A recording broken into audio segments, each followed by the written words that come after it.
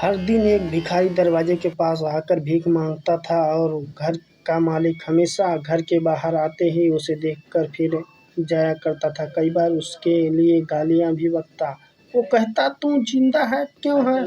पूरी जिंदगी ऐसे भीख मांगेगा क्या? धरती का बोझ क्यों बना बैठा है? और कभी कभी भिखारी का गुस्से में वह धक्का भी मार दिया करता।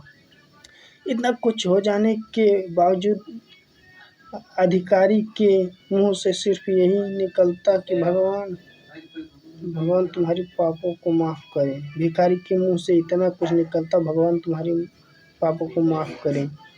एक बार सेठ के धंधे में बड़ा नुकसान होने की खबर मिली। सेठ बहुत परेशान था कि तभी उसके दरवाजे पर वही भिखारी आया। गुस्से में अपना आपा खोते हुए सेठ ने उस भिखारी को पत्थर दे मारा। पत्थर लगने के कारण भिखारी का सर फट गया और उसके सर से खून बहने लगा। फिर उसे दर्द हुए भिखारी ने इतना ही कहा, भगवान तुम्हारे पापों को माफ करे। भिखारी वहां से चला गया।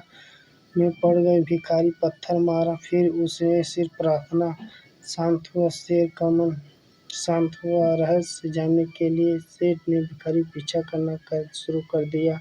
भिखारी जहाँ जहाँ जाता उसके पीछे जाता। सेठ देखा कि उसको खाना देता, कोई उसको मारता, कोई अपमानित करता तो कोई गाली देता। भिखारी के साथ चाहे जैसा व्यवहार करते, लेकिन भिखारी के उसके लिए एक प्रार्थना करता, भगवान तुम्हारे पाप माफ करे। अब होने के बाद ही भिखारी अपने घर जाने के लिए लौटा। वो पहुंच गया, लेकिन अब भी उसका पीछा कर रहा था।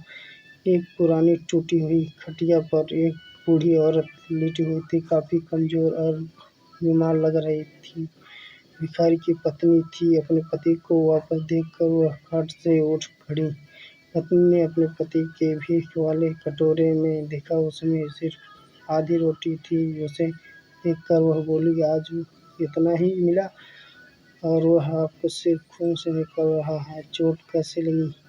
बूढ़ा भिखारी बोला, आज बस इतना ही मिला, किसी ने दिया ही नहीं, सबने गालियां दी और मैंने पत्थर भी फेंकना, इसीलिए मेरा सर फट गया।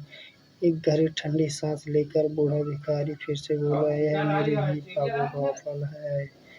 तुम्हें याद है कुछ सालों पहले हम कितने अमीर थे? क्या कुछ नहीं था हमारे पास हर चीज जरूरत से ज्यादा थी, लेकिन हमने कभी दान नहीं दिया। और उससे भी बुरा हमने उस धंधे भिखारी के साथ किया जो हमारे द्वार पर भीख मांगने आया करता था। बूढ़ी पत्नी ने आंखों में आंसू आ गए। वह बोली, हाँ, हम उसके साथ बहुत बुरा करते थे, उसको अपमान करते थे, उससे ये रोटी की जगह कागज दिया करते, उसका मजाक उड़ाता था और कभी कभी मारा भी करते। मैंने कभी उसको रास्ता नहीं दिखाया। एक बार उसने मुंह पर मिट्टी भी फेंकी और वह हमेशा दुखी होकर कहता, भगवान तुम्हारे पापों को माफ करे की सजा देगा। भगवान तुम्हारे पापों की सजा देगा, जरूर देगा।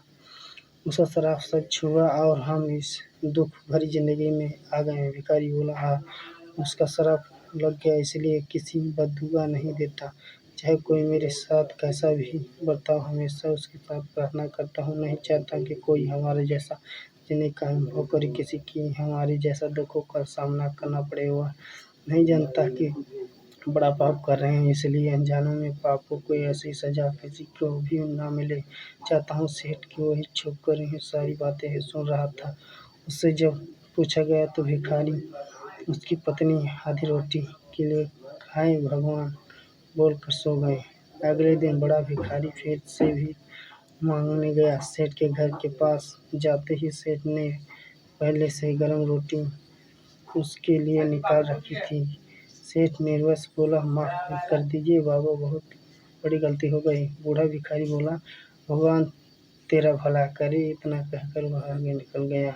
इस कहानी से जो सीख लायक है वह बड़ी ही सिंपल है कि आदमी चाहे किसी के बारे में बुरा कहे, लेकिन भगवान से कम हिसाब से उससे फल देता है। क्या हुआ अगर भगवान नहीं दिखता?